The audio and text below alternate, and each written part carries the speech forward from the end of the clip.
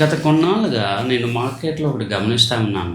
డబ్బు లేనప్పుడు సంతోష్ గారు మీరు చెప్పే అనాలిసిస్ బాగుంటున్నాయి.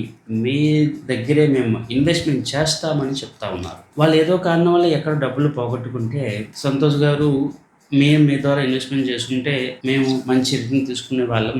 డెఫినైట్‌లీ ఈసారి మీ దగ్గర ఇన్వెస్ట్‌మెంట్ చేస్తాం. మీరు ఎలా చెప్తే అలా అని చెప్తారు.